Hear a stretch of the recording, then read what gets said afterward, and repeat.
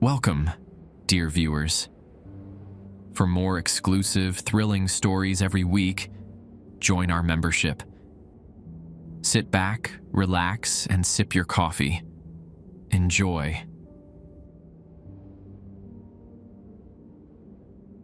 Ever since I moved to New Orleans, I've been drawn to its darker history. Maybe it's the Spanish moss that drapes over everything like funeral shrouds, or the way fog crawls through the French Quarter on autumn mornings.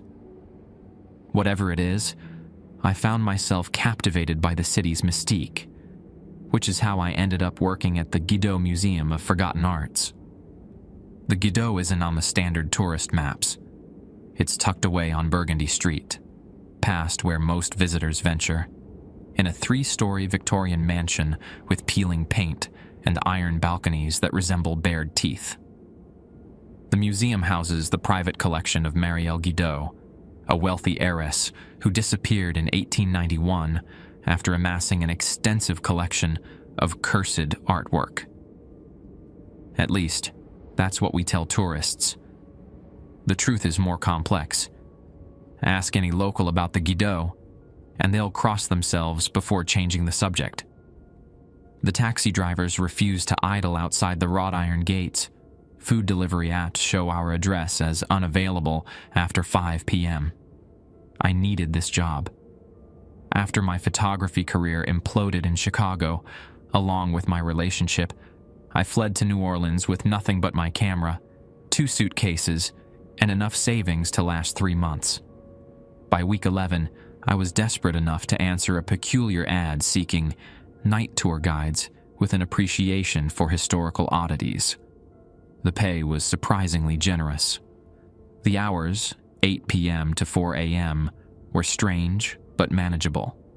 The museum director, Ms. Laveau, hired me after a brief interview where she seemed more interested in my ability to respect boundaries than my knowledge of art history. "The artifacts have personalities," she said, sliding a contract across her desk. "They must be treated with appropriate reverence." I nodded, assuming it was metaphorical. The way car enthusiasts talk about their vehicles or musicians about their instruments. I was wrong. On my first day, Ms. Laveau handed me a leather-bound notebook with regulations embossed on the cover in faded gold lettering. Inside were 7 handwritten rules, the ink brown with age. "Memorize these," she said. "Your predecessor failed to follow Rule 5. When I asked what happened to him, she simply replied, "We don't discuss Mr. Thibodeau anymore." That was 3 weeks ago. Since then, I've witnessed things that defy explanation. The way the portrait of Civil War General William Sherman seems to watch visitors through the gallery. How the Victorian dollhouse in the children's exhibit rearranges its furniture between tours. The whispers that echo from the 3rd-floor painting of the St. Louis Cathedral. Whispers in a language no linguist has been able to identify. I've followed the rules diligently. I've watched other guides break them. I've seen the consequences. Tonight is my first solo overnight shift, and I'm recording everything. If something happens to me, at least there will be a record. These are the rules. These are my experiences. This is my warning. The Guido Museum closes to the public at 7 p.m., but my shift doesn't start until 8. Ms. Laveau insists on this hour of emptiness between day staff and night guides. "The collection needs time to breathe," she says.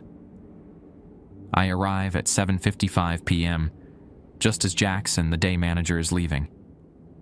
He never stays a minute past his shift. "All yours, Alex," he says, tossing me the heavy iron keyring. His eyes never quite meet mine. "Remember, the maintenance crew canceled again. You're solo tonight." I catch the keys. 3rd time this month? They won't come anymore. Not after what happened in the East Wing. Before I can ask what he means, Jackson hurries down the cracked marble steps and disappears into the foggy street. The wrought iron gate creaks shut behind him. Inside, I flip through my regulation notebook while making my preliminary rounds. The rules are simple, but oddly specific. Rule 1. All tours end at 11:30 p.m. sharp, no exceptions. Clear all visitors from the premises by midnight. Rule 2. Never remove artwork from its designated room, even temporarily. Rule 3. If the portrait of Marielle Guido has closed eyes, cancel all remaining tours and proceed to the staff room until morning. Rule 4. The third floor clock chimes 13 times at 3 a.m. When this happens, turn your back to it until the chiming stops. Rule 5. If a visitor asks about the hidden exhibition, inform Ms. Laveau immediately. Rule 6. Never allow photography of the landscapes in the blue room. Rule 7. If you hear a child singing from the Victorian exhibit, lock the door to that room and do not return until daylight. Tonight's tour group arrives precisely at 8:30 p.m. 5 people seeking the Midnight Mysteries tour. They're the usual mix. A young couple celebrating an anniversary, an older woman with an intense stare and notebook, and 2 college-aged friends who reek of bourbon from their French Quarter adventures. Welcome to the Guido Museum of Forgotten Arts, I begin, reciting the script Ms. Laveau drilled into me. Our collection contains pieces with troubled histories, artwork that has witnessed tragedy, inspired madness, or been touched by unexplainable circumstances. I lead them through the first floor, past paintings of storm-tossed ships and portraits whose eyes follow our movement. The museum's floorboards creak beneath our feet, and the walls seem to absorb our voices. The college students snicker at my rehearsed descriptions. The older woman, who introduced herself as Professor Eleanor Reed from Tulane University, asks uncomfortably specific questions about provenance and acquisition dates. "This portrait," she says, pointing to a somber man in a Civil War uniform, "isn't General Sherman. The uniform insignia indicates a colonel." I check my notes. She's right. The museum collection undergoes regular authentication, I say smoothly. I'll make note of your observation. As we reach the Victorian Children's exhibit, the couple wanders toward a glass case containing an antique dollhouse. The tiny furniture inside, miniature chairs, tables, beds, is arranged in a perfect circle, all facing inward. "Wasn't this different when we passed by earlier?" the woman asks. Her husband shrugs. "They probably have multiple displays they rotate." I say nothing. We don't rotate the displays. The tour continues to the Blue Room, filled with landscape paintings so vivid they appear three-dimensional. The drunk college student pulls out his phone. "Sir," I say firmly, "photography isn't permitted in this gallery." "Just one pic," he slurs, raising his phone. "For Instagram." I step between him and the nearest painting, a rocky coastline where waves crash against the lighthouse. Museum policy. No photographs. The phone clicks anyway, and I feel a cold draft wash over us. The student looks at his screen and frowns. "It's all blurry. And what's that?" He turns the phone toward me. Where the lighthouse should be, a hunched figure stands at the cliff's edge, arms outstretched toward the viewer. I grab his phone and delete the image. Technical interference. The building's wiring disrupts digital images. Professor Reed watches this interaction with narrowed eyes. As we ascend to the second floor, I notice the main staircase has 19 steps instead of the usual 18. I count again, definitely 19. I make a mental note but continue the tour. By 11:15 p.m., we've covered most of the museum. I strategically usher the group toward the exit, mindful of Rule 1. "Don't we get to see the third floor?" Professor Reed asks. The brochure mentions a hidden exhibition. My blood freezes. The brochure says nothing about a hidden exhibition. I'm afraid that's all we have time for tonight, I say, glancing at my watch. The museum closes shortly. As the visitors reluctantly leave, Professor Reed presses a business card into my palm. "Call me," she whispers. "I know about Marielle's collection. I know what really happened to your predecessor." After locking the front door, I check the security monitors. The building is empty, except for a small figure standing in the Victorian exhibit, visible on camera 4. A child that wasn't part of our tour group. A child that shouldn't be here at all. My first instinct is to call Ms. Laveau, but something stops me. The small figure on camera 4 isn't moving, just standing there in the center of the Victorian exhibit, head tilted down as if examining the dollhouse. Rule 7 echoes in my mind. If you hear a child singing from the Victorian exhibit, lock the door to that room and do not return until daylight. But the rule says nothing about what to do if you see a child there. Just if you hear singing. I grab the antique brass flashlight we keep behind the reception desk. The museum's wiring is temperamental, and the power tends to flicker after midnight. As I climb the stairs to the second floor, I notice they're back to 18 steps, not 19. I double-check by counting them again. Definitely 18 now. The Victorian exhibit occupies the northeast corner of the building, a room decorated to resemble a wealthy child's bedroom from the 1880s. Antique toys line glass-fronted cabinets, porcelain dolls with chipped faces, mechanical monkeys with symbols, tin soldiers with fading paint. The centerpiece is the dollhouse, a perfect replica of the Guido mansion itself, down to the tiny portraits hanging in miniature galleries. I pause outside the closed oak door, listening.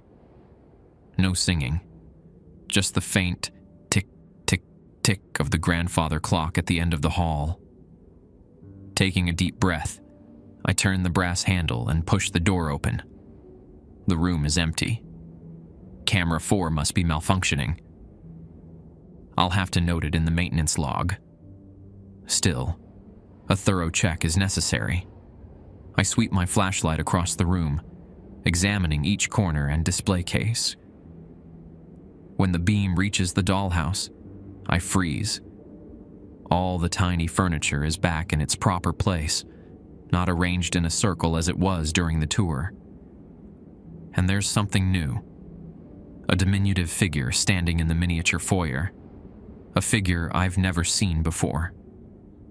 It appears to be a doll representing a young girl in a blue dress, her dark hair falling past her shoulders. The museum catalog doesn't mention this doll. I lean closer, squinting at the tiny figure, when a voice behind me says, "She doesn't like it when adults stare." I whirl around, nearly dropping my flashlight. A girl of about 9 or 10 stands in the doorway, wearing a faded blue dress that looks decades out of style. Her dark hair hangs limply around a pale face. "The museum is closed," I say, trying to keep my voice steady. "How did you get in here?" "I've always been here," she replies, her New Orleans accent thick and old-fashioned. "You just haven't been looking right." I glance at the security cameras in the corner of the room. Will this child even appear on the footage? "What's your name?" I ask. "Lily."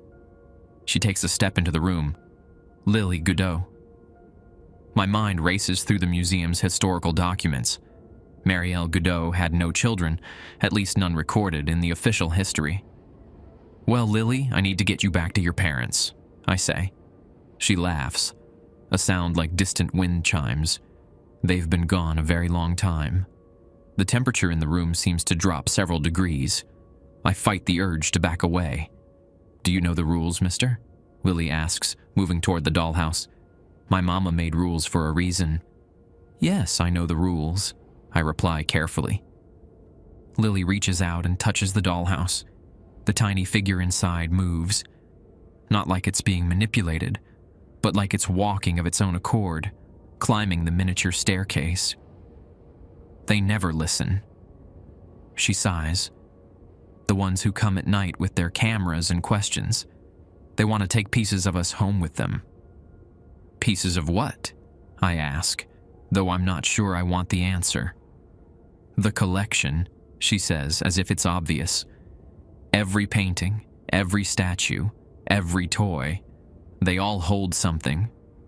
She turns to look at me, her eyes suddenly older than her appearance suggests. Someone. The grandfather clock in the hallway begins to chime. I count the strikes out of habit. 1, 2, 3. Your professor friend knows too much, Lily continues. She'll try to take something. They always do. 4, 5, 6. Take what? I ask. Evidence. Lily runs her finger along the roof of the dollhouse.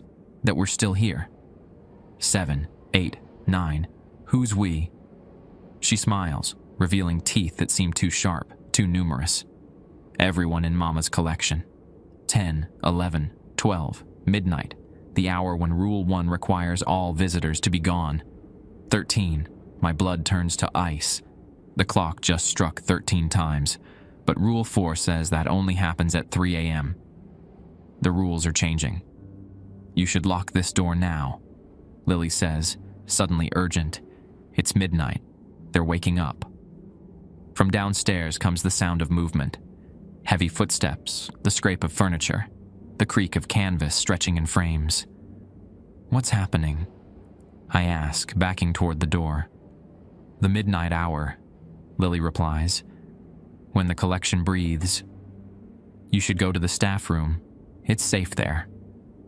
I'm about to respond when a soft, sweet melody drifts into the room, a child singing. But Lily's mouth isn't moving. The song is coming from the dollhouse. Lily's expression shifts to fear.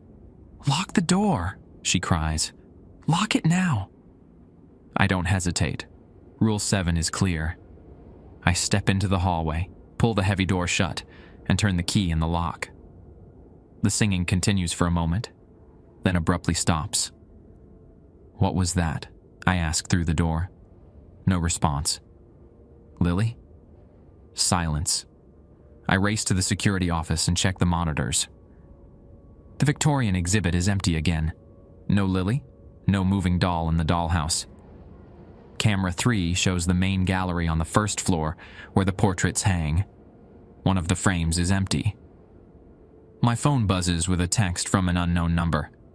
The rules don't work when the collection is incomplete. Check Marielle's portrait. ER. Professor Eleanor Reed. How did she get my number? I pull up camera 6, which monitors the second floor landing where Marielle Guido's portrait hangs. The feed shows only static. As I rush up the main staircase, still 18 steps, the lights flicker and dim. By the time I reach Marielle's portrait, I'm running on adrenaline alone. The ornate gold frame still hangs in its place of honor, but the canvas inside has changed. Rather than the seated woman in black I've seen during my training, the portrait now shows an empty chair. And scrawled across the bottom in what looks horribly like fresh blood are the words, "She knows you broke Rule 5. But I didn't break Rule 5. I never told anyone about a hidden exhibition. Unless... The realization hits me like a physical blow. Professor Reed mentioned it first. I failed to report her immediately to Ms. Laveau as the rule required. Something brushes against my leg. Soft, like the hem of a child's dress. But when I spin around, the hallway is empty. My phone buzzes again. Come to the blue room. I can help you fix this. ER. The blue room with its landscape paintings, where photography is forbidden by Rule 6. Every instinct tells me not to go, but the alternative, remaining in these darkened hallways with whatever's been released, seems worse. As I head toward the blue room, I swear I hear a child's laughter, echoing from somewhere behind me. The blue room earned its name from the azure wallpaper and maybe carpeting, that complement the seascapes and sky studies displayed within. During daytime tours, the tall windows flood the space with natural light. At night, strategically placed sconces cast a glow reminiscent of moonlight on water. At least, that's how it normally looks. As I approach, I notice a strange luminescence seeping beneath the door. Not the warm yellow of electric lights, but a cold, pulsing blue glow. My phone buzzes again. Hurry. They're searching for you. R. Who's searching? The thought of being hunted through the darkened galleries sends a fresh wave of dread through me. I reach for the door handle, then hesitate. Professor Reed knows too much about the museum's secrets. She asked about the hidden exhibition. Can I trust her? The alternative is facing whatever's been unleashed by my violation of Rule 5. I open the door. The Blue Room has transformed. The landscapes, stormy coastlines, foggy forests, mountain vistas, appear to breathe. Trees sway in non-existent wind. Waves crash against painted shores, and each canvas emits that eerie blue light. Professor Reed stands before the largest painting, a panoramic view of New Orleans as it might have appeared in the 1890s, the Mississippi River curving like a serpent in moonlight. "You're late," she says without turning around.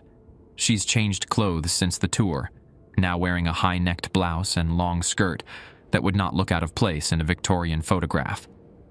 "We don't have much time." "What's happening to the museum?" I demand. "And how do you know about all this?" She finally faces me.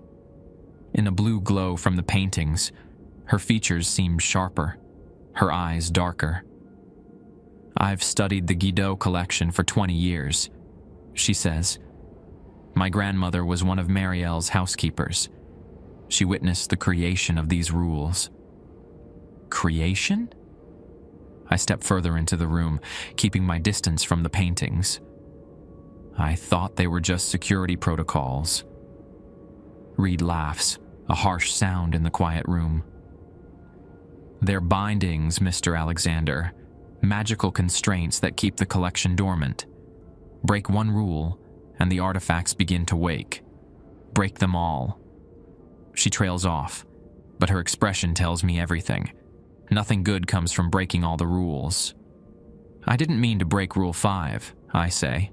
You mentioned the hidden exhibition, and you failed to report me immediately." "Yes." She nods. "A minor transgression, but enough to disturb the balance. Now we must restore it before midnight becomes dawn." From somewhere deep in the museum comes a sound like canvas tearing. Reed winces. "What was that?" I ask. "A portrait subject freeing itself," she replies matter-of-factly. "This is why Rule 1 exists. All visitors gone by midnight, when the subjects begin to stir." She moves to a landscape showing the cabin in the snowy forest. The painted smoke from its chimney curls and shifts as we watch. "Marielle Guido wasn't just a collector," Reed continues, her voice dropping to near whisper. "She was a trapper of souls." My skepticism must show on my face because she sighs. The Guido family practiced a form of art magic dating back generations. Through specialized techniques, canvas prepared with certain oils, pigments mixed with specific substances, they could bind spirits to artwork. "Spirits? You mean the dead, yes. Or sometimes fragments of the living." Her finger hovers near the canvas but doesn't touch it. "The landscapes contain locations where tragedies occurred. The portraits hold their subjects eternally. Even the dollhouse." "Lily?" I breathe, remembering the ghostly child. Reed's eyes narrow. "You've seen her? Marielle's daughter isn't usually visible to first-month employees. She warned me about the midnight hour, about locking the Victorian exhibit." "Smart move." Reed nods approvingly. "Lily is one of the few benevolent spirits here. She tries to help the staff follow the rules." "If the rules are so important, Why doesn't the museum management explain them properly? I demand, frustration mixing with fear. Why all the secrecy? Because knowledge is power, Mr. Alexander. She steps closer, lowering her voice. And the Laveau family, who've managed this museum since Marielle's disappearance, prefer to keep that power to themselves. A new text appears on my phone. Leave the Blue Room immediately. Professor Reed is not who she claims. -ML Ms. Laveau. I back toward the door. My boss just texted me. Reed's face hardens. Charlotte Laveau is not simply your boss. She's the descendant of Marie Laveau, the voodoo queen of New Orleans, and Marielle Guideau's greatest rival. My head spins with this information. What does any of this have to do with the hidden exhibition? Everything. Reed moves to the New Orleans panorama. This painting contains the key. Look closely at the St. Louis Cathedral. I reluctantly approach. The painted cathedral appears normal at first glance, white towers against the night sky. But as I lean closer, I notice a small figure standing on the steps, a woman in a black dress, her face turned away. Marielle Guideau, Reed says, on the night she allegedly disappeared. Allegedly? Reed's finger brushes the frame, not the painting itself. Marielle never disappeared. She became part of her own collection, the ultimate artwork. She's trapped in a painting? Not just any painting. A self-portrait hidden in the one place Charlotte Laveau can't access it. Reed taps the frame. The hidden exhibition. The blue light pulses faster now, the painted waves in the Mississippi churning violently. Ms. Laveau claimed there is no hidden exhibition, I say. Of course she did, because if Marielle's self-portrait is found and destroyed, all the bindings break. The collection awakens permanently. From the hallway comes the sound of footsteps, heavy, dragging footsteps approaching the Blue Room. Reed grabs my wrist, her fingers surprisingly strong. We're out of time. You must make a choice, Mr. Alexander. Help me find the hidden exhibition and free these trapped souls, or continue enforcing rules created by a woman who literally collected people. The footsteps stop outside the door. A shadow passes beneath it. How do I know you're telling the truth? I demand, pulling my arm away. Your predecessor discovered the truth, she says gravely. That's why he disappeared. He found Marielle's self-portrait and began the unbinding ritual. Charlotte stopped him before he could finish. The doorknob turns slowly. The hidden exhibition is accessed through the third-floor clock, Reed whispers urgently. When it chimes 13 times at 3 a.m., the passage opens. But you must be facing the clock, not turning away as the rules dictate. The door begins to open. Choose now, she hisses. I don't get the chance. The door swings wide, revealing not Ms. Laveau, but a man in a Civil War uniform, the subject of the misidentified portrait from our tour. His face appears smudged, as if painted with broad strokes. When he moves, it's with jerky, unnatural motions, like a puppet with tangled strings. The Colonel, Reed breathes. Run. I don't need telling twice. As the painted man lunges forward, I dash past him into the hallway, hearing Reed's footsteps behind me. Head for the staff room, she calls. It's protected. We race through darkened galleries where more horrors await. A landscape painting of a lighthouse lies shattered on the floor, its frame empty. Wet footprints lead away from it, as if someone emerged from the scene and walked away. A porcelain doll from the Victorian exhibit sits on the grand staircase, its head rotating to follow our movement. The staff room is located near the back of the first floor, a small break room with no windows and a heavy door. As we approach, I see Ms. Laveau standing in the doorway, her tall figure silhouetted against the light. Mr. Alexander, she says calmly, as if nothing unusual is happening. I see you've been entertaining our resident mythology expert. Reed halts, pulling me back. Charlotte. Still playing museum director after all these years? Ms. Laveau steps forward, revealing a face remarkably similar to the historical photos of Marie Laveau I've seen in New Orleans tourist shops. The family resemblance is uncanny. Still trying to destroy my family's work, Eleanor? She counters. The bindings hold for a reason. They're people, Reed exclaims, souls trapped for over a century. They're dangers, Laveau corrects. Marielle didn't collect innocence. She collected the wicked, the dangerous, the monstrous, containing threats that would otherwise roam free. The Colonel appears at the end of the hallway, his painted face expressionless, but somehow radiating fury. That man, Laveau points, murdered 14 women before Marielle trapped him. Would you set him loose on the world again? Reed's certainty seems to waver. Not all the subjects are killers. The landscapes contain disasters, Laveau interrupts.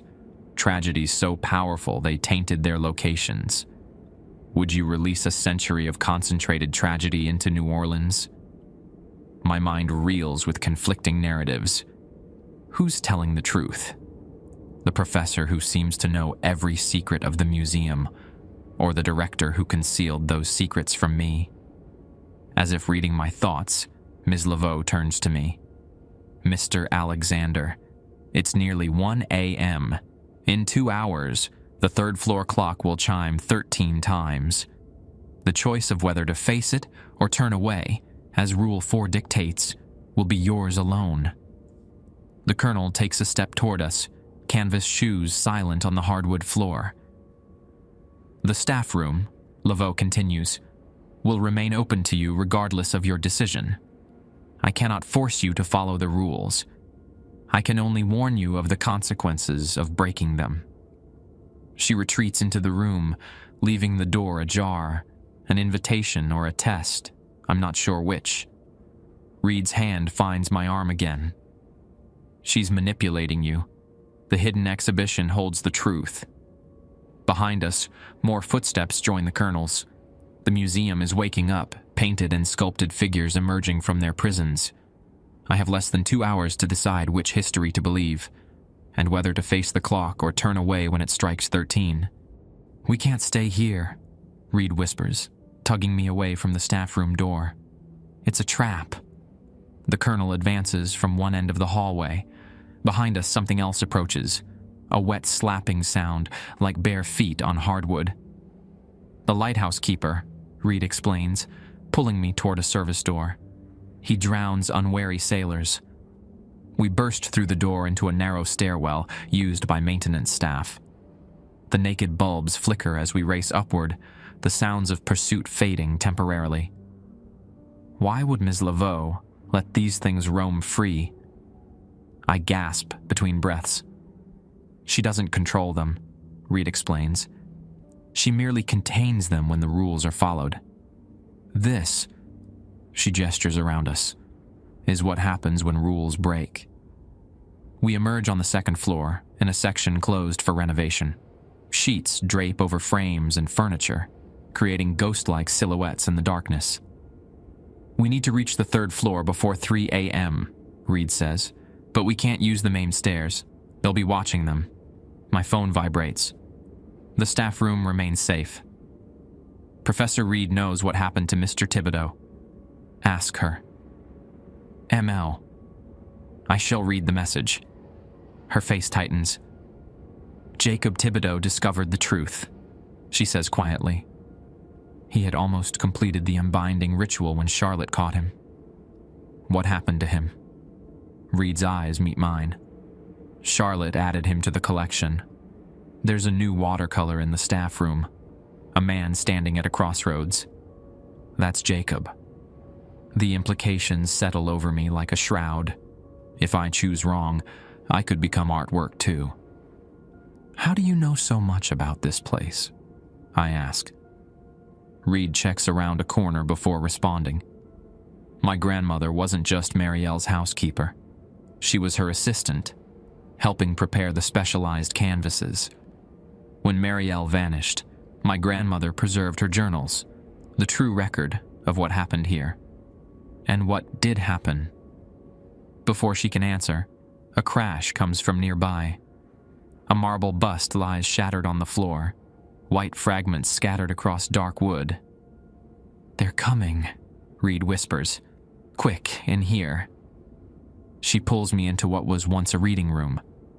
Bookcases line the walls, and 2 armchairs face a cold fireplace. Reed heads straight for a particular shelf, running her fingers along leather-bound spines. Marielle Guido began as an artist, gifted with unusual perception, she explains while searching. She could see the darkness in people, the calamities lingering in places.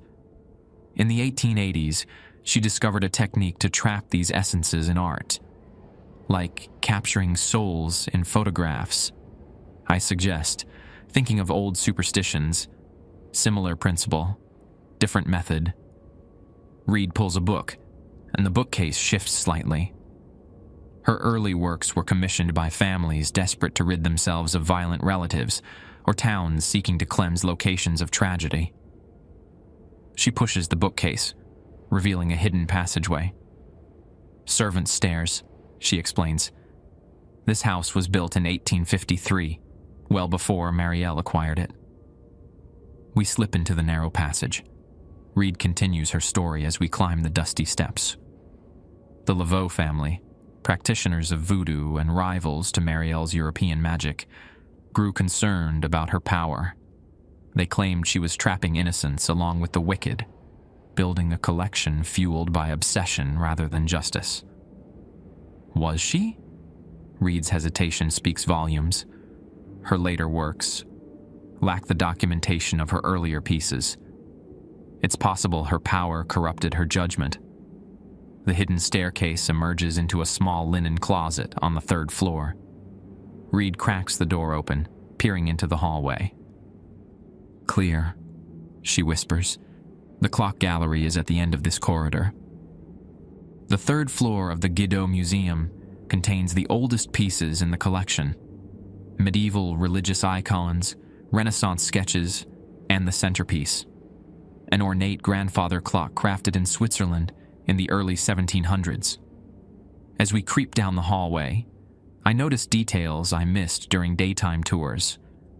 The wallpaper pattern shifts subtly, flowers blooming and wilting as we pass. The floorboards appear to breathe, rising and falling almost imperceptibly. The whole building is part of the collection, I realize aloud. Reed nods grimly. The ultimate container, designed by Marielle herself. The mansion is the largest canvas of all. A child's laughter echoes from somewhere nearby. Lily. Is she dangerous? I ask. Lily. No, she's a victim, not a villain. Reed pauses, listening. Marielle's only child died of fever at age 9. In her grief, Marielle painted Lily back into existence, her first human subject. The clock gallery door stands ajar, a sliver of moonlight cutting through the darkness within. Reed checks her watch. It's 2:30 a.m. We have 30 minutes until the clock chimes 13. And what happens if I face the clock instead of turning away? Reed touches my arm. A door opens, a painted door on the back wall of the gallery. It leads to Marielle's private studio, where her self-portrait hangs. Destroy that painting, and the binding spell breaks. All the souls go free. Including the murderers and disasters, I challenge. Her expression hardens. Freedom always carries risks, but eternal imprisonment without trial or appeal is worse. From the stairwell comes the sound of heavy footsteps ascending. The Colonel has found us. We slip into the clock gallery, closing the door behind us. Moonlight streams through tall windows, illuminating display cases of antique timepieces. The grandfather clock dominates the far wall, its pendulum swinging with hypnotic rhythm. We need to barricade the door, I say, pushing a display case against it. Reed frantically searches the room. The ritual requires specific items: Marielle's paintbrush, a vial of the binding mixture, and... The door shudders under a heavy impact. The Colonel. "Are those items here?" I ask, adding my weight to the barricade. "They should be. Jacob found them before." She doesn't finish the sentence. Another impact rocks the door. The display case slides an inch across the floor. My phone buzzes, but this time it's not a text. It's a call from Ms. Laveau. I answer, putting it on speaker. "Mr. Alexander." Her voice is calm amid chaos. "You're making a grave mistake." "I'm listening to both sides," I reply. "Then listen carefully. Eleanor Reed isn't who she claims to be. Look at her left wrist, the birthmark all Godot women carry." Reed freezes in her search, pulling her sleeve down. "Ask her real name," Laveau continues. "Ask what happened to the real Eleanor Reed 20 years ago." The door splinters as the Colonel smashes against it again. We don't have much time. "Is it true?" I demand, backing away from Reed. "Who are you?" She straightens, something shifting in her demeanor. "Names are irrelevant. I've had many." "Show me your wrist." Her smile turns cold as she rolls up her sleeve, revealing a crescent-shaped birthmark. "I am Celeste Guido. Eleanor Reed was my first acquisition when I returned to New Orleans 2 decades ago."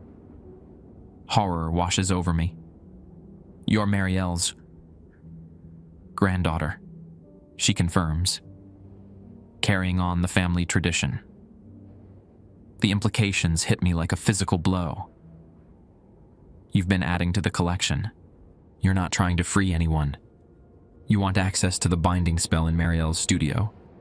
Celeste, not Eleanor, shrugs. "The modern world offers so many fascinating subjects. Imagine the contributions I could make to art history with Marielle's techniques." The grandfather clock's minute hand clicks forward. 2:45 a.m. "So Ms. Laveau is protecting the city from your family?" I ask, trying to process this revelation. "Charlotte is protecting her family's power," Celeste counters. "The Laveaus and Guidots have battled for centuries over whose magic should prevail in New Orleans. This isn't about good and evil, Mr. Alexander. It's about power." The door gives way with a crash. The Colonel staggers in, followed by a dripping figure with seaweed tangled in its hair. The lighthouse keeper. Behind them stands Lily, her young face solemn. "She's lying," Lily says, pointing at Celeste. "Grandmother Marielle locked away the wicked. This one," she indicates Celeste, "collects anyone who catches her eye." Celeste laughs, a sound lacking warmth. "You always were a troublesome child, Lily. Perhaps it's time to paint over your portrait." The clock ticks relentlessly forward. 15 minutes until it chimes 13. The Colonel and lighthouse keeper advance on Celeste, ignoring me completely. "They're not attacking you," I realize. "They're after her." Lily nods. The collection knows its enemies. They remember what the Godot women did to them. Celeste backs toward the grandfather clock, her confident facade cracking. "Stay back, I command you." The painted figures continue their approach, their movements stiff but determined. "Mr. Alexander," Louis says urgently, "when the clock chimes, you must still turn your back. No matter what she's told you, the rules exist to protect, not imprison." The Colonel lunges at Celeste, his painted hands grasping for her throat. She dodges, knocking over a display case of pocket watches. "Choose wisely," Lily whispers. "My mother's magic can't be undone. It can only be respected or abused." As the painted figures corner Celeste against the clock, I hear footsteps in the hallway. Ms. Laveau appears in the doorway, looking not at the supernatural confrontation, but directly at me. "Rule 4 exists for a reason, Mr. Alexander," she says quietly. "The choice is yours." The clock's minute hand clicks to 2:55 a.m. 5 minutes until the chiming begins. Time seems to compress in the clock gallery. The animated figures, the colonel and the lighthouse keeper, have cornered Celeste against the grandfather clock. Their painted faces lack expression, yet somehow radiate decades of rage. "You don't understand what you're interrupting," Celeste hisses at them, her scholarly facade completely abandoned. "I'm trying to free you." The colonel's hand, flat and oddly two-dimensional, reaches for her throat. She ducks beneath his arm and scrambles toward me. "Alexander, help me!" Her voice carries genuine fear now. "They'll destroy me." Ms. Laveau remains in the doorway, making no move to intervene.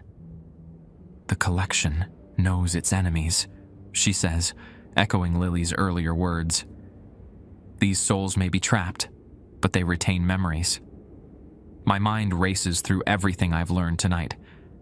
Marielle Guideau, a gifted artist who discovered a way to trap evil in artwork. Her granddaughter Celeste, continuing the family tradition, but perhaps with less discrimination. The Laveau family, maintaining the rules to keep the collection contained. And somewhere in this tapestry of competing truths lies Mr. Thibodeau's fate, my potential future. What happened to my predecessor? I ask Laveau directly. Is he really part of the collection now? A flicker of something, regret perhaps, crosses her face. Jacob made his choice. He broke Rule 4 and faced the clock at the 13th chime. And you turned him into a painting for it? I did not. Laveau's gaze is steady. Marielle's magic did. The rules don't exist because I created them. They exist because they are the natural laws of this place. Celeste laughs bitterly, dodging another grab from the lighthouse keeper. Convenient explanation, Charlotte. Tell him the truth. Tell him that the Laveau women have been adding to the collection too. Laveau's expression doesn't change. We have contained exactly 3 souls in the century since Marielle disappeared. All were Guideau descendants attempting to access the binding ritual. The grandfather clock's minute hand clicks again. 2:57 a.m. Celeste makes a break for the door, but the colonel cuts her off. The lighthouse keeper approaches from the other side, water dripping from his painted clothes onto the hardwood floor. The ritual requires blood of the Guideau line, Celeste calls to me. That's why Charlotte prevents access. Only a Guideau can free the collection, or add to it. Lily steps forward, her small form passing through a display case like mist. That's half true, she says. Only a Guideau can perform the ritual. But the ritual doesn't free anyone. It transfers their essence. Transfers? I ask. Laveau nods. Marielle's final discovery. The binding ritual doesn't just trap souls in artwork. It can move them from one vessel to another. Celeste's frantic scrambling pauses. You're lying. Am I? Laveau raises an eyebrow. Why do you think Marielle disappeared the same night she completed her self-portrait? She didn't vanish. She transferred herself into her masterpiece to maintain eternal control over her collection. The implications stagger me. So, if Celeste accesses the hidden exhibition, she could transfer the trapped souls into new vessels of her choosing, Laveau confirms. Or worse, transfer them into living people. Celeste's expression shifts from fear to calculation. The night guard at the museum, for instance. She looks at me with new interest. A young, healthy body would make a fine vessel for, say, a long-trapped artist eager to paint again. Not freedom for the trapped souls. Possession. The clock ticks to 2:58 a.m. The rules protect everyone, Lily says quietly. Even you, Mr. Alexander. Turn away when the clock chimes 13. But a new question forms in my mind. If only a Guideau can perform the ritual, why am I in danger at all? I'm not related to your family. Celeste smiles thinly. The night guard position at this museum has always been held by a Guido descendant. Haven't you wondered why you were hired so quickly? Why the pay is so generous? I looked at Laveau, who has the grace to appear uncomfortable. Your grandmother on your father's side was Elise Guido, she admits. A distant cousin who changed her name and left New Orleans in the 1940s. The floor seems to tilt beneath me. You knew? You hired me because of my bloodline. I hired you to protect you, Laveau counters. Celeste has been hunting Guido descendants for years. Here, under my supervision, you're safer than anywhere else in New Orleans. Celeste laughs. Charlotte always was sentimental about family, even when it's not her own. 2:59 a.m., 1 minute, until the clock strikes 3. What happens if I break Rule 4? I ask. What happens if I face the clock during the 13 chimes? A door appears, Lily says. A painted door that leads to Mother's studio. And if I enter that door? Laveau steps fully into the room. You would have access to Marielle's self-portrait, and she would have access to you.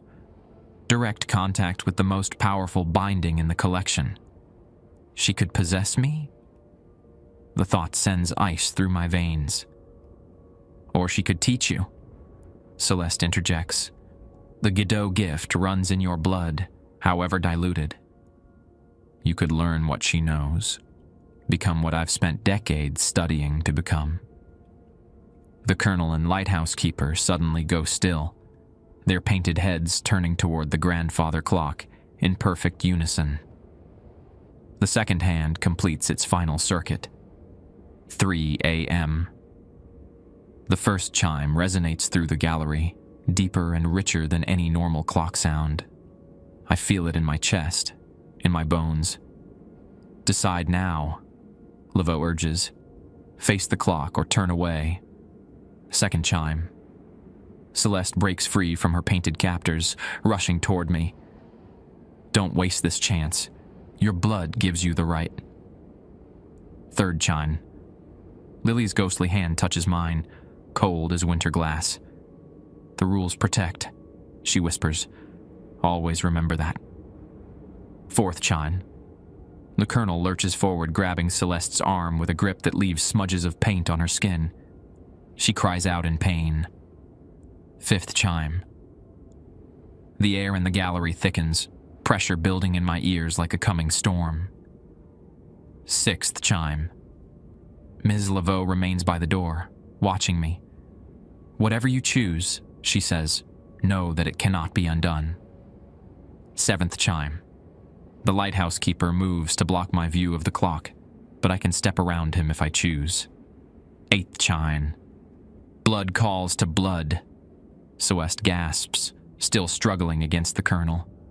The Guido legacy is your birthright. Ninth chime. The moonlight streaming through the windows shifts, casting strange shadows across the floor. Shadows that don't match the objects creating them. 10th chime. Lily tugs at my hand, urging me toward the door. Please, she begs, don't make my mother's mistake. 11th chime. The painted subjects from other galleries begin to appear in the doorway behind Laveau. Figures in period dress, animals from hunting scenes, even abstract forms composed of color and light. 12th chime. The gallery falls completely silent between the 12th and final chime. In that moment of perfect stillness, I make my decision. 13th chime. I turn my back to the clock. The sound waves from the 13th chime wash over me like physical force. Behind me, Celeste screams in frustration. You fool! Do you know what you've thrown away? I face her, positioning myself between her and the clock. I know exactly what I'm protecting. The painted figures converge on Celeste, their artist-rendered hands reaching for her. The colonel grips her shoulder while the lighthouse keeper seizes her wrist. Other figures join them. A woman in Victorian dress, a Civil War nurse, a jazz musician clutching a trumpet. "What are they doing?" I ask Laveau. "Returning her to the staff room," she replies calmly, "where she'll remain until morning." Celeste fights against her painted captors, but their grip seems unbreakable. As they drag her toward the door, she fixes me with a venomous glare. "This isn't over. The blood in your veins will call to you again. The curiosity will gnaw at you. What might you have seen? What power might you have claimed?" Perhaps she's right. Even now, part of me wonders what I might have witnessed had I faced the clock during that 13th chime. "Will she be added to the collection?" I ask as the figures pull her from the room. Laveau shakes her head. "No, the binding ritual requires preparation, specific materials. She'll be detained until morning, then removed from the premises permanently." "Banned from the museum?" "Banned from New Orleans," Laveau corrects. "My family still has influence in this city." As if summoned by her words, 2 security guards appear in the doorway. Actual living people, not painted figures. "Take Ms. Reed to the holding room," Laveau instructs them. "Her paperwork is on my desk." The guards nod and follow the procession of painted captors and their struggling prisoner. Lily remains at my side, her ghostly presence growing fainter as the clock's final chime fades completely. "Thank you," she says softly. Few choose the harder path of protection over power. What would have happened? I can't help asking. If I'd faced the clock. The door would have appeared, Lily confirms. You would have seen Mother's studio as it was on her last night. Her self-portrait hanging on the easel, still wet with paint and binding mixture. And Marielle herself. Lily's expression turned sad. Mother is both trapped and the trapper. She guards her collection from within it. Anyone entering her studio becomes part of her artistic vision, one way or another. The painted figures have returned to their frames throughout the museum. The Colonel now stands at attention in his portrait once more. The lighthouse keeper has resumed his position on the rocky cliff in his seascape. Only Lily remains animated, though growing increasingly transparent. Will I see you again? I ask her. She smiles faintly. I wander the museum at night. Sometimes I play in the Victorian exhibit, rearranging the dollhouse furniture to amuse myself. Laveau checks her watch. It's 3:30 a.m. The danger has passed for tonight, but the rules remain important. The painted subjects will return to their dormant state until midnight tomorrow. And my bloodline? I ask. Does that change anything about my job? It changes nothing and everything, she replies cryptically. You've proven yourself worthy of the position tonight. However, I believe a more thorough orientation is in order. I think about Mr. Thibodeau, supposedly trapped in a watercolor of a man at a crossroads. What really happened to my predecessor? Laveau sighs. Jacob broke Rule 4, faced the clock, and entered the painted door. When we found him the next morning, he was sitting in the staff room, staring at nothing, his mind gone. 2 days later, the new watercolor appeared in the collection. Marielle took him? Or something else from the studio did? Laveau's tone suggests she doesn't know the full truth either. The rules exist because we don't understand all of Marielle's magic. We only know the boundaries that keep it contained. Dawn is still hours away, but the museum feels different now, as if the building itself is settling back into its normal state after the night's disruptions. Get some rest in the staff room, Laveau suggests. We can discuss your future with the museum in the morning. As she turns to leave, Lily fades to near invisibility, just a shimmer in the air where she stood. Remember, the ghost child whispers. Rules protect both sides of the frame. I'm left alone in the clock gallery. The grandfather clock now ticking with an ordinary rhythm, counting standard seconds until morning. The rules make sense now, each one designed to prevent contact between visitors and the awakened collection, to maintain the boundary between artwork and reality. But as I head toward the staff room, I can't shake the feeling that I've only glimpsed the surface of the Guido Museum's secrets.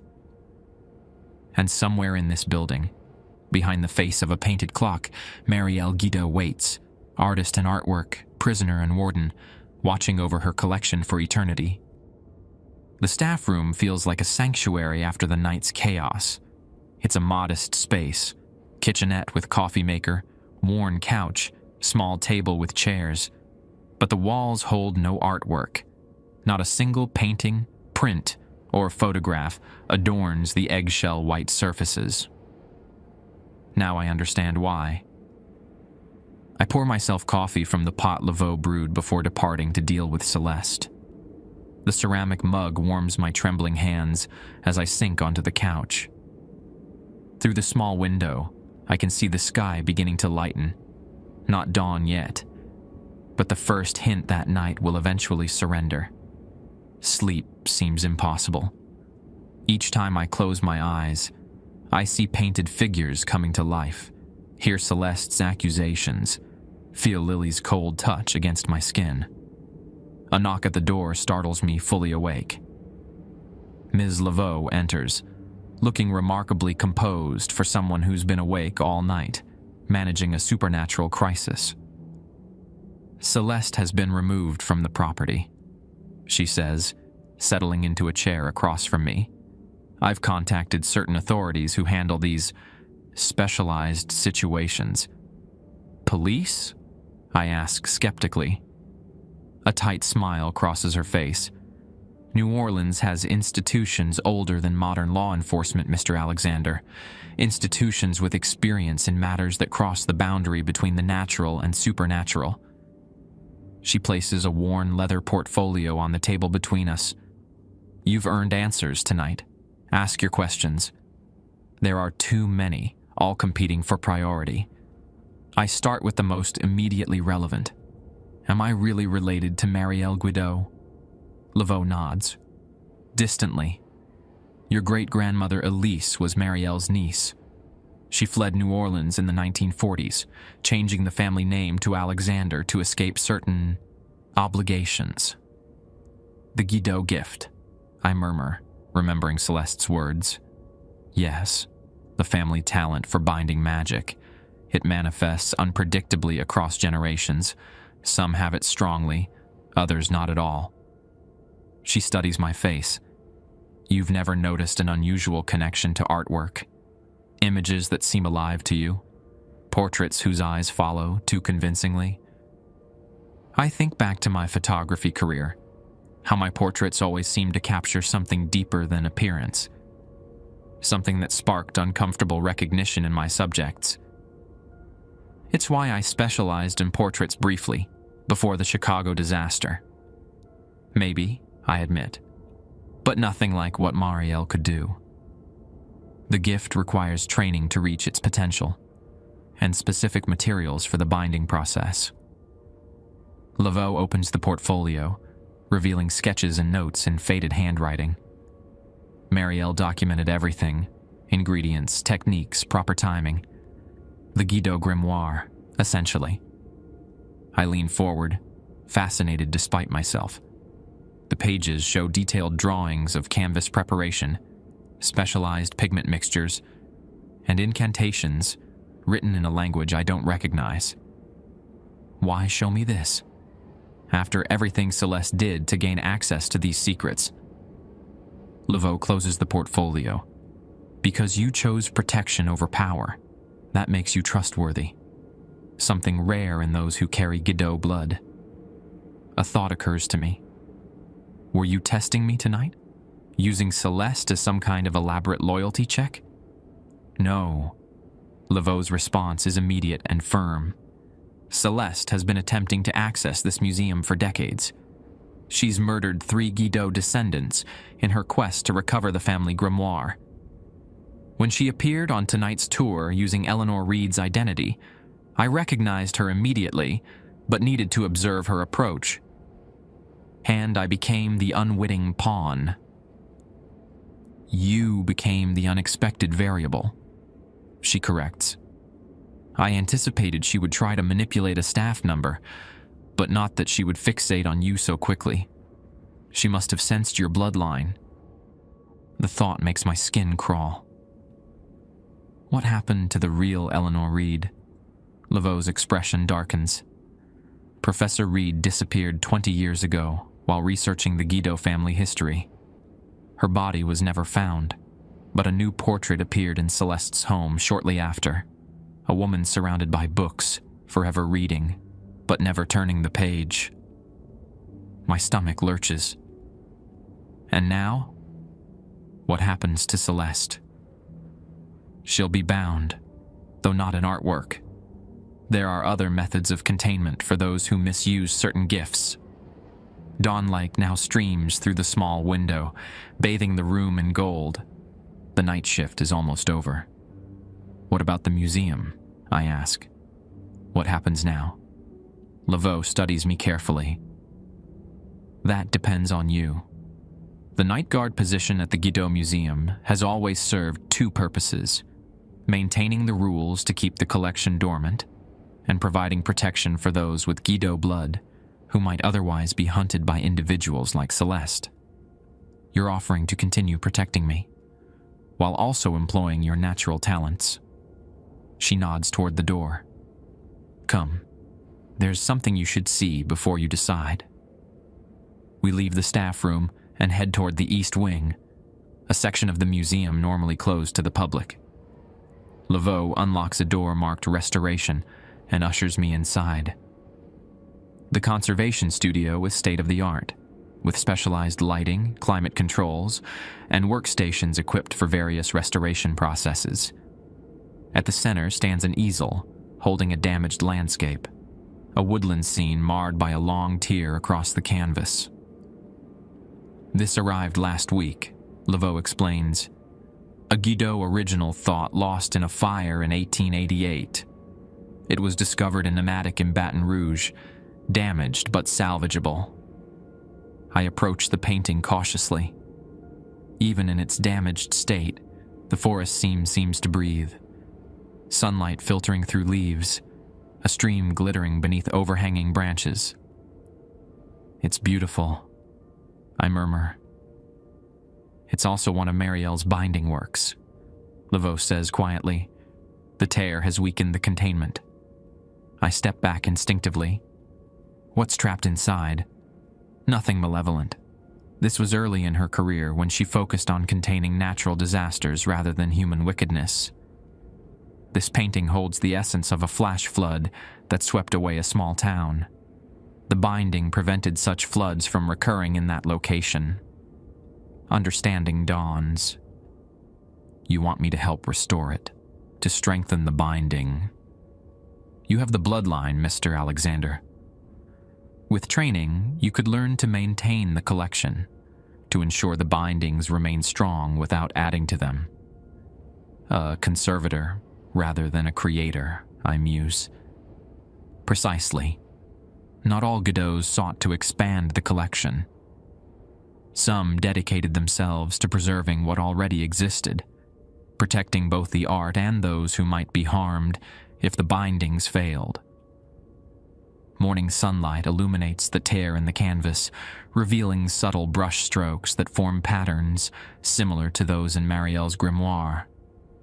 I know nothing about art conservation, I point out. Traditional conservation? No, but the Guido techniques? She taps the damaged canvas gently. They're in your blood, and I'm one of the few remaining people who can teach you to access that knowledge safely. The proposition is both tempting and terrifying.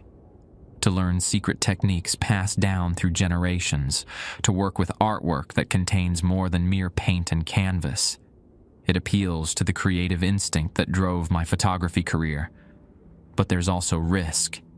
The power that consumed Marielle turned Celeste into a murderer, flows in my veins, however diluted. What if I say no? Walk away? Laveau doesn't sugarcoat her response. You could. The Laveau family would still offer protection. We owe that to all Guido descendants after what Marielle sacrificed. But without training, your latent abilities might manifest in unpredictable ways, and others like Celeste would eventually sense your potential. Not much of a choice. Few choices are when it comes to inherited gifts. She gestures to the museum around us. But consider the good you could do. These bindings don't just trap evil. They contain suffering, disasters prevented, violence curtailed. I think of the rules I've followed these past weeks, their purpose now clear. Each one designed to prevent accidental contact between visitors and awakened artworks, to maintain boundaries between worlds. If I agree, would I learn the truth about everything in the collection? What each piece contains? Eventually. Such knowledge comes with training and proved trustworthiness. Laveau checks her watch. The day's staff arrives in 30 minutes. You don't need to decide immediately.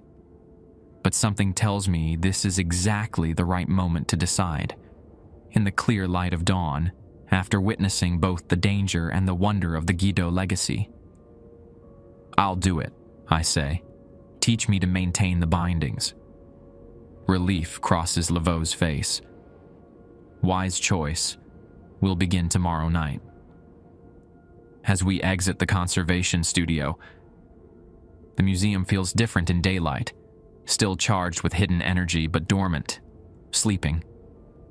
Paintings that seemed alive hours ago now hang innocent and still. All except one. As we pass the Victorian exhibit, now safely locked as Rule 7 dictates, I glimpse movement within. A small figure in a blue dress rearranging furniture in the dollhouse. Lily looks up, meets my gaze through the door's window, and smiles. She approves, Laveau says, noting my expression. Lily has always been protective of the night guards, perhaps because they're often distant relatives. We continue toward the main entrance, where Jackson, the day manager, will soon arrive to begin the public hours. One last question, I say, as we reach the grand foyer. Rule 3. If Marielle's portrait shows closed eyes, cancel all tours. What does that mean? Laveau pauses before answering. It means Marielle herself has awakened fully, not just her painted subjects. It's happened only twice in the century since her disappearance, both times when the collection was threatened with destruction. And if it happens while I'm on duty? Pray it doesn't.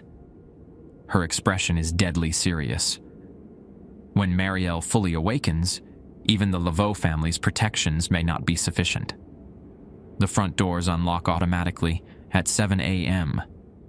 Jackson enters, nodding to us both without comment about the unusual sight of Ms. Laveau still present at shift change.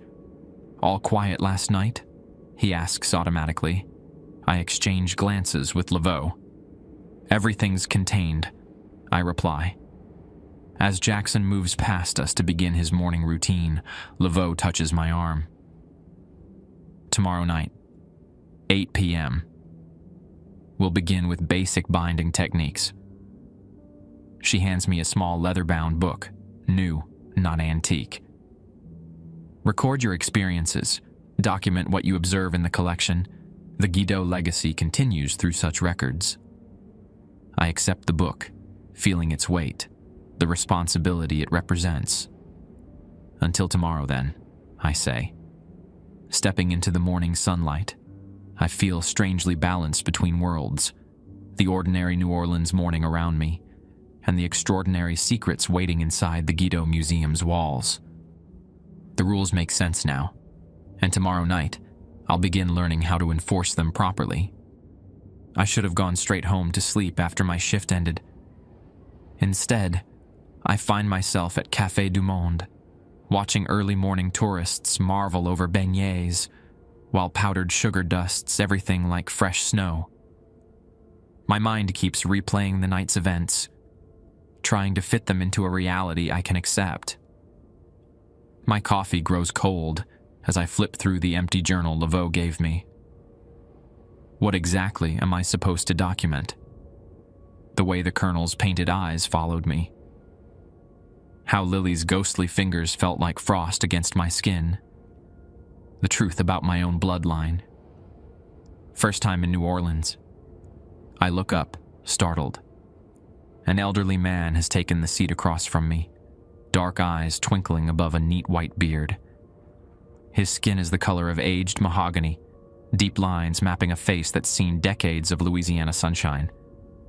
No, I begin, then stop. There's something oddly familiar about him. Do I know you?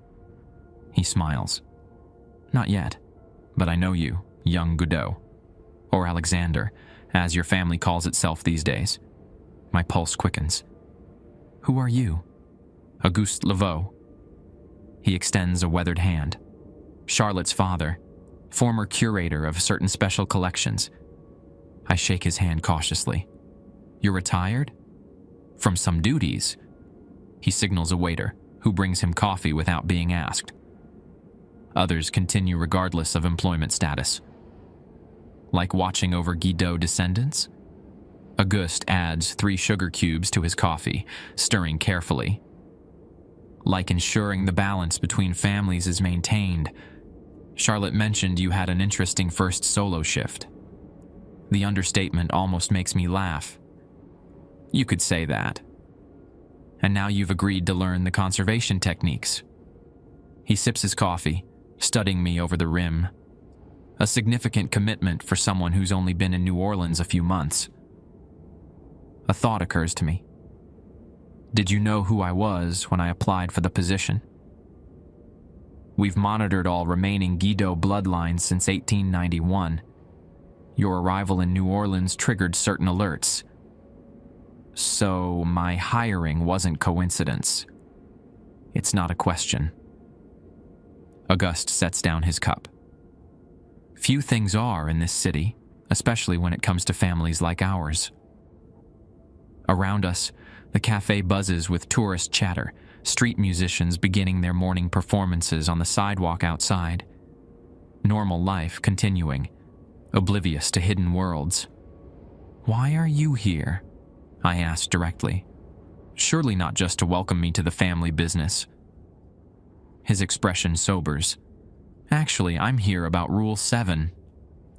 The memory surfaces immediately. If you hear a child singing from the Victorian exhibit, lock the door to that room and do not return until daylight. What about it? I asked cautiously. You encountered Lily last night. Yes, but she didn't sing. She helped me understand what was happening. Auguste leans forward. Lily Guido is the most complex binding in the collection. She exists in multiple states, the doll in the dollhouse, the ghost you spoke with, and the portrait in Marielle's hidden studio. She seemed helpful, almost protective. Usually, yes, but there's something Charlotte may not have fully explained. He glances around before continuing in a lower voice. The collection exists in balance. 7 days of dormancy followed by 7 hours of awakening each night, from midnight to dawn. I nod. That's why all visitors need to be gone by midnight. Precisely. But this cycle is tied to lunar phases, and tonight is the 7th night of the waxing gibbous moon. The significance escapes me. Which means, on the 7th night, the 7th rule becomes paramount. Auguste withdraws an old pocket watch, checking the time. Tonight, Lily will sing, and you must lock the Victorian exhibit not just until daylight, but until sunrise fully clears the horizon. Why? What happens if I don't? The binding between Lily's 3 forms weakens. If left unchecked, she could achieve what no other subject in the collection has managed, full separation from her portrait. I think of the sweet-faced ghost girl who helped me. Would that be so terrible? She's just a child. Auguste's expression darkens. Lily died of fever in 1883, after watching her mother bind dozens of subjects into artwork. Her ghost form appears innocent, but she absorbed more of Marielle's knowledge than anyone realized. A fully manifested Lily would possess binding powers without the ethical constraints her mother eventually developed. The implication sinks in. She could add to the collection however she wanted, starting with anyone inside the museum. Auguste pockets his watch. The singing is the first sign that separation has begun. Lock the door immediately when you hear it, no matter what Lily says or does to convince you otherwise. Does Ms. Laveau, Charlotte, know you're telling me this? My daughter believes in gradually introducing new guards to the deeper complexities of the collection. He sighs. I've watched that approach fail too many times. The seventh night waits for no one's training schedule. The cafe suddenly feels too crowded, too normal for this conversation. Auguste seems to sense my discomfort. Walk with me, he suggests, leaving money for both our coffees. We stroll through the French Quarter as early tourists snap photos of wrought iron balconies and colorful facades. Auguste remains silent until we reach Jackson Square, where he leads me to a bench facing St. Louis Cathedral. Do you know why Rule 4 exists? He asks abruptly. Why you must turn your back when the clock chimes 13? To avoid seeing the painted door to Marielle's studio. Partly. He points to the cathedral, but mainly because the 13th chime connects the grandfather clock to this building. I follow his gaze to the cathedral's central tower. I don't understand. Marielle's binding magic wasn't entirely her creation. She adapted techniques from multiple traditions: European alchemy, Caribbean voodoo, and certain native practices. The clock's 13th chime opens pathways between linked locations. And the cathedral is linked to the museum. Auguste nods. In Marielle's panorama of 1890s New Orleans, the cathedral features prominently. She painted herself on those steps the night before her disappearance. When the clock chimes 13, a door opens not just to her studio, but potentially to any location captured in her artwork. The scale of Marielle's magic begins to dawn on me. Not just individuals trapped in portraits or disasters contained in landscapes, but connections between physical spaces across the city. How many locations are connected? 27 that we've identified. All places Marielle painted with her special techniques. Auguste surveys the square thoughtfully. New Orleans is a tapestry of bindings, Mr. Alexander. The Guido and Laveau families are merely the most visible threads. Pigeons scatter as a street performer sets up nearby. Auguste checks his watch again. You should rest before tonight's shift, he advises. The seventh night is always challenging. Why tell me all this now? Why not let Charlotte handle my training as planned? His weathered face shows a flicker of emotion I can't quite read. The balance between our families is shifting. Charlotte continues the traditional approach: contain, maintain, preserve. But some of us believe more active measures may soon be necessary. Active how? The bindings are weakening.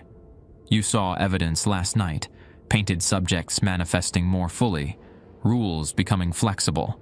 After a century of containment, the collection strains against its boundaries. So, what's the solution? Auguste stands, adjusting his hat against the morning sun. Some believe we should strengthen the bindings, add new layers of containment to the existing collection. Others advocate for controlled release, gradually freeing the less dangerous subjects while reinforcing the containment of truly malevolent ones. And what do you believe? His gaze meets mine, intense and evaluating. I believe the newest Godot descendant to join our little fellowship deserves to make informed choices. Charlotte would shield you from certain realities until she deemed you ready. I respect you enough to present the full complexity." He hands me a business card with a French Quarter address and phone number handwritten on the back. "When you hear Lily sing tonight, call this number after you've secured the door. I'll guide you through the rest of the procedure." "What procedure?" "The temporary reinforcement of her binding." Auguste steps back. "Charlotte will teach you conservation techniques for damaged artwork. I'll teach you active binding reinforcement for subjects attempting to break free." The prospect both frightens and intrigues me. Does Charlotte know about this offer? Our family, like yours, contains differing perspectives. His smile returns, though it doesn't reach his eyes. We try to maintain unity, but after a century of guardianship, certain philosophical differences have emerged. I pocket the card, uncertain which Laveau to trust, but unwilling to dismiss either's guidance. "I should go," I say. "Need to sleep before tonight's shift." Auguste nods. "Remember, the moment you hear singing, lock the Victorian exhibit and call me. No matter what Lily says or does, no matter how innocent she appears." I leave him on the bench, his warning echoing in my thoughts as I walk back to my apartment in Marigny. The neighborhood feels different now, houses and shops transformed from mere buildings to potential canvases for binding magic. I find myself studying artwork in gallery windows, wondering what secrets might be contained within mundane landscapes and portraits. At my apartment, exhaustion finally overtakes me. I fall into bed still clothed, the empty journal and Augustus card on my nightstand. My dreams are filled with painted worlds, doorways opening between frames, subjects stepping out of portraits, a child's voice singing a melody that twists through galleries like living smoke. And behind it all, a grandfather clock ticking steadily toward the 13th hour, when the boundaries between art and reality dissolve. I wake at 6 p.m., groggy but alert enough to shower and prepare for the night ahead. As I dress, I contemplate which Laveau to trust: Charlotte with her measured approach to training, or Auguste with his warnings about Lily and weakening bindings. The journal sits unopened on my nightstand. I pick it up, finally writing my first entry. Night 22 at the Guido Museum. The 7th night of the waxing gibbous moon. Rule 7 becomes paramount. Listen for singing. Lock the door. But the question remains, what comes after I turn the key? I tuck Auguste's card into my pocket as I leave for work. Tonight, I suspect I'll discover exactly what Rule 7 is truly meant to contain. Excerpt from the personal journal of Alexander Godot, Night Guard and Art Conservator. Godot Museum of Forgotten Arts. I discovered a new painting in the collection tonight, one that wasn't there during my evening rounds. It hangs in the East Corridor, a portrait of a woman reading a newspaper dated May 11th, 2025. Yesterday's paper. The subject has my eyes. Charlotte insists it's impossible. Adding to the collection requires Marielle's binding mixture, specialized canvas preparation, a Godot's touch, and, most importantly, proximity, she explained, examining the portrait with wary eyes. You haven't left the museum grounds since your shift began. Yet here it stands, a perfect painting of a woman who shares my features, reading tomorrow's news before it happens. Auguste sees it differently. The bloodline awakens in you, he said when I called him. Some Godots bind the past, trap what already exists. Others capture futures that haven't unfolded. I've studied my hands all night, wondering if they moved without my knowledge, created while I dreamed upright during my rounds. I've checked the security footage. Nothing shows me painting. The cameras simply glitch for 43 minutes, then resume with the portrait already hanging. Lily watches me from doorways, more curious than afraid. "You're changing," she observed this morning, as dawn broke through the gallery windows. The museum recognizes its own. What does it mean to be recognized by a building full of trapped souls and frozen disasters? To feel canvas and wood acknowledge your presence, your bloodline. I've documented every binding in this collection over the past months, filled journals with their histories and containment requirements. 7 rules expanded to 70 as Charlotte and Auguste competed for my training. I've reinforced century-old bindings with techniques from both Laveau schools of thought. But this, creating without conscious action, crosses a boundary I never anticipated. The subject in my unconscious painting holds the newspaper with hands identical to mine, down to the small scar across the left thumb. Her eyes look directly at the viewer with an expression I recognize from my bathroom mirror. The look I give myself when confronting an uncomfortable truth. The newspaper headline reads, "Historic French Quarter Fire Claims 3. Is it warning or prophecy? Creation or prediction?" Tonight I'll face the grandfather clock at 3 a.m., not turning away as Rule 4 dictates, but watching directly as it chimes 13 times. I need answers that neither Charlotte nor Auguste can provide. Only Marielle herself might explain what's happening to me. The collection speaks through her, and perhaps through me now too. I've locked this journal in my apartment safe. If something happens, if I become part of the collection like Mr. Thibodeau, perhaps someone will find these notes and understand. The rules protect both sides of the frame. I've faithfully believed that since my first night here. But now I must ask, which side am I on? Am I the guardian or the contained? The artist or the subject? Tonight, when the clock chimes 13, I'll discover whether I'm meant to maintain the binding legacy of the Guido family, or become bound within it. Either way, the museum will have its night guard. The collection always ensures its own protection. Final entry, Journal of Alexander Guido. Found in safe deposit box, opened per instructions, 1 year after his disappearance from the Guido Museum.